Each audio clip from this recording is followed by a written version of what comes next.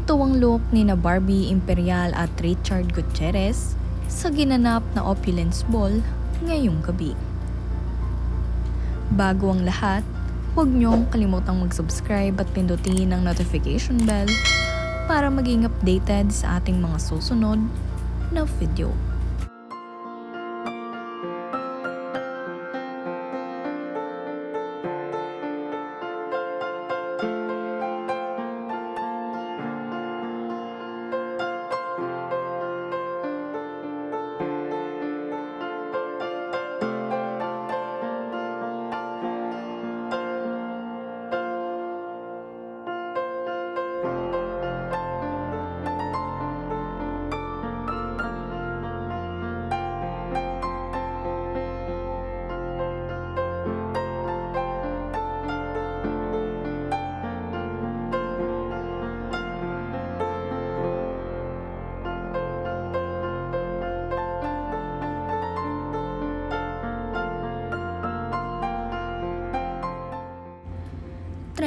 Trending nga ngayon sa magkabilaang social media accounts ang mga larawan nitong sina Barbie Imperial at Richard Gutierrez sa ginanap na Opulence Ball 2024 ngayong gabi.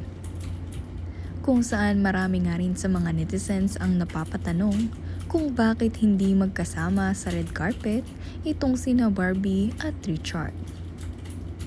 Magkahiwalay nga kasi na nagpunta ang dalawang ito at binigyan nila ng spotlight ang isa't isa.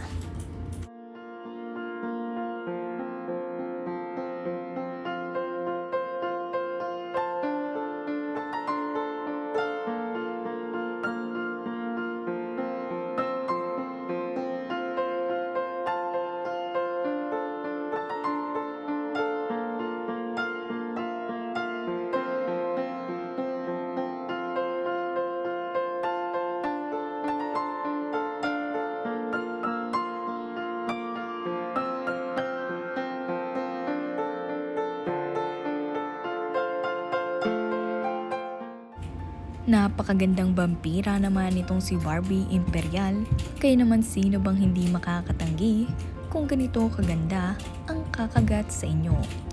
At ang napakagwapong cowboy na si Richard Gutierrez.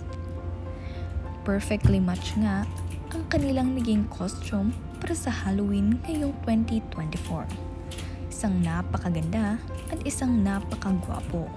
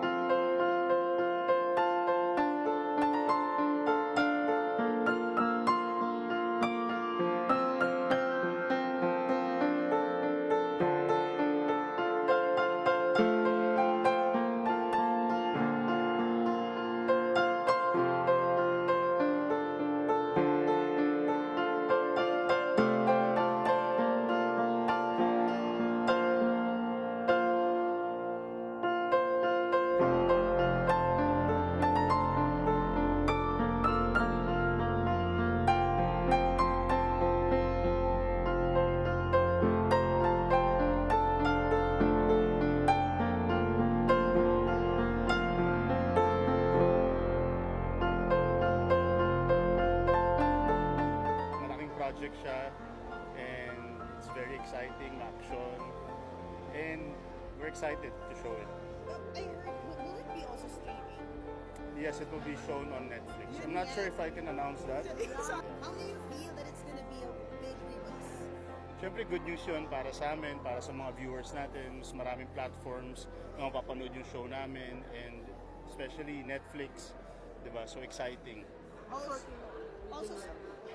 How's working with Daniel Padilla? Oo. Yes, it's great working with Daniel. Excited siya mag-action, and we welcome namin siya sa action. Masarap siyang katrabaho as usual. We get along, and masaya yung set namin.